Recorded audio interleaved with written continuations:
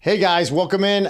We are talking about 3 tactics to re-energize and get top of mind and stay top of mind with your relationships, your past clients, your sphere of influence.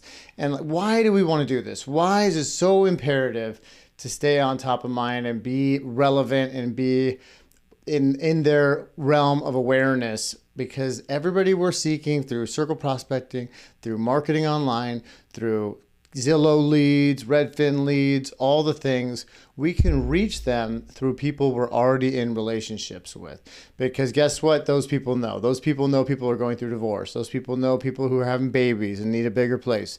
They know people who are already searching on the online outlets to buy a new house.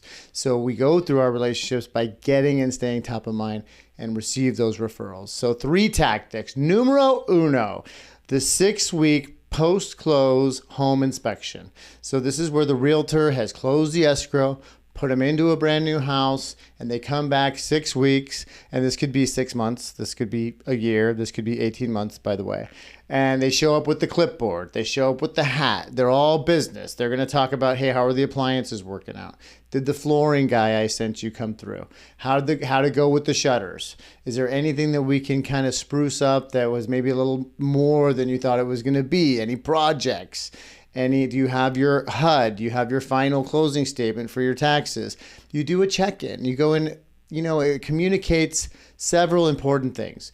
It communicates you care, that you're communicating after the close, after you've made your commission, after the dust has settled on the transaction. You're going back and saying, look, I care. I care enough to come back to see if I need to get you a handyman, to see if that painter came through or if we need to find you another one.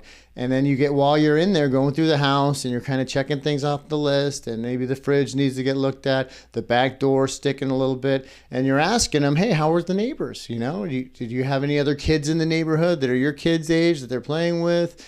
Anybody, any drama? Give me the chismes, what's going on in the neighborhood? Who's cool? Who are you having wine with? Who are you playing bunco with? Who are you playing pickleball with? All the things, and because they've inserted themselves into this new ecosystem. And with you inserting that buyer into that ecosystem, you can come into it with them and get by virtue of their relationship, get referrals in the neighborhood, because they're getting close with people. They know who's maybe got made partner and needs a bigger place. Maybe who's looking at divorce, looking at life changes. Maybe the company was sold and they had a huge exit and they want to move to Rancho Santa Fe or La Jolla. And you can help them out with that. So staying top of mind, number one, it communicates that you care post-close. Going in, doing the inspection, you're going to learn a lot about them, a lot about the house.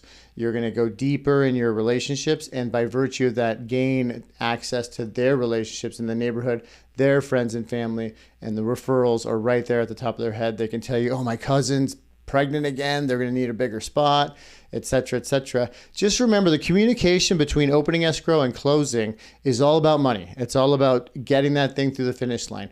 Any communication after closing until the next transaction or referral is all about caring. It shows that you care, that they mean something to you, and it communicates on so many levels that you want to be a part of their life, regardless of real estate transaction, regardless of what they're doing in their real estate goals.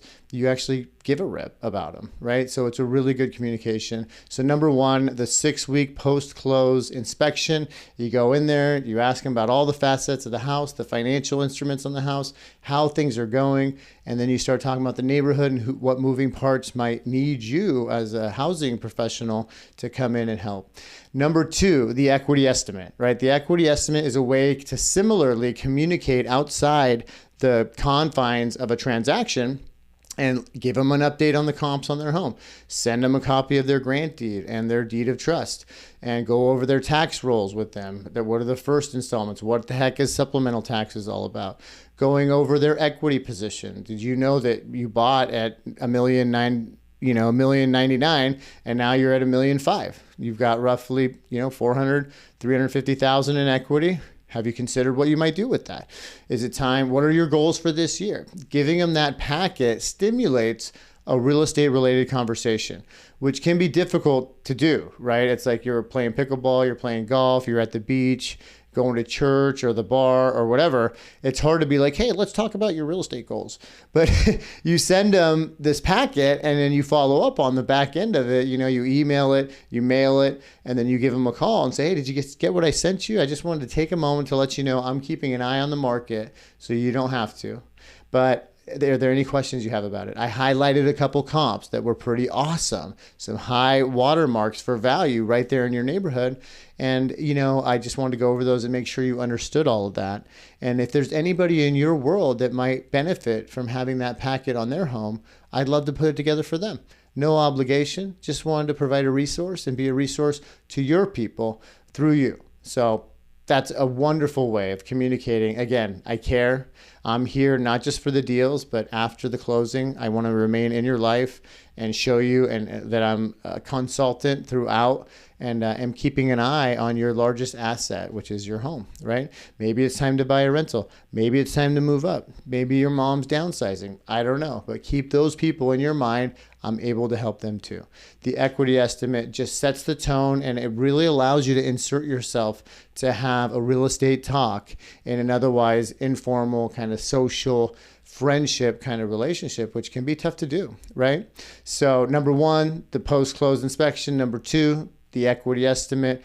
We can help you with both. We've got forms, we've got literature, we've got ideas.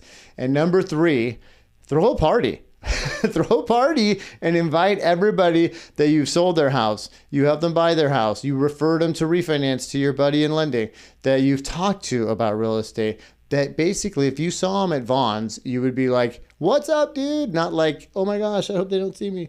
Those are the people that you want to have breaking bread and pizza parties or pickleball tournaments, or we got Memorial Day coming up.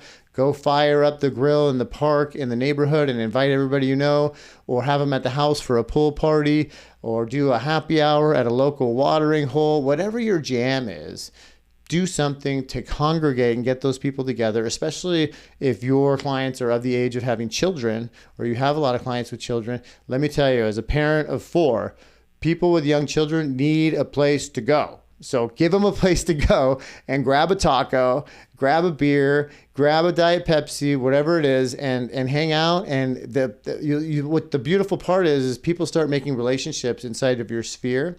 Then maybe they do business together. Maybe they go on hikes together. Maybe they go on travel together. And that's all because you assembled this little ecosystem with all your past clients, your friends, your family. And it gets to be really cool because they're all there because of you. They all generally have nice things to say about you. And then the referrals can spill out of that because you have gone deeper relationally with those people. So when there's a real estate scenario that comes into their life and you've had parties with them, you've inspected their home 6 weeks after closing, you've continued to send them updated information about their property, and any real estate scenario comes along, you are embedded in their brain and they've been trained to just call you and get your advice on it, or have you call the person and see how you can assist.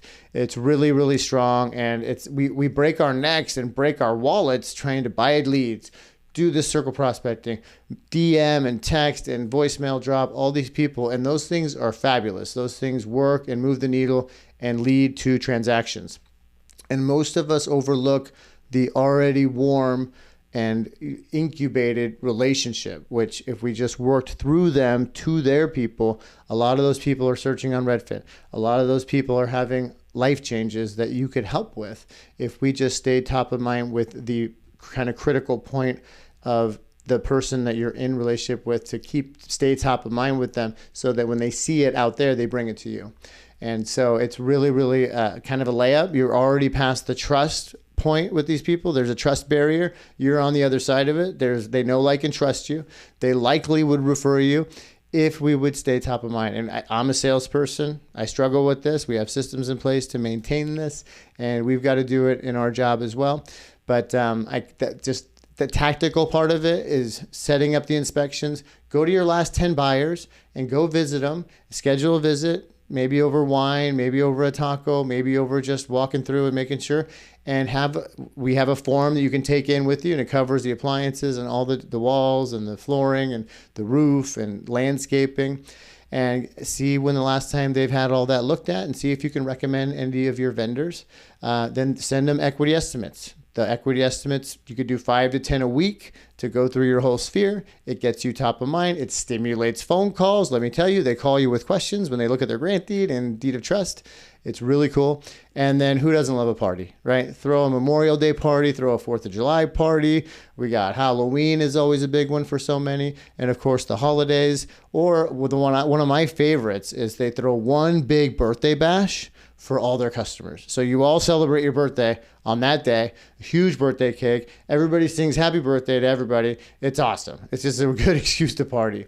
So that's what we got for you today. 3 actual tactics you can sink your teeth into to get and stay top of mind with people that want to see you win, people that have already worked with you, people that are cheering you on from the sidelines, but just need to be reminded. So I hope that's helpful today. And until next time, I'm Ryan with Ticor Title, and see you out there.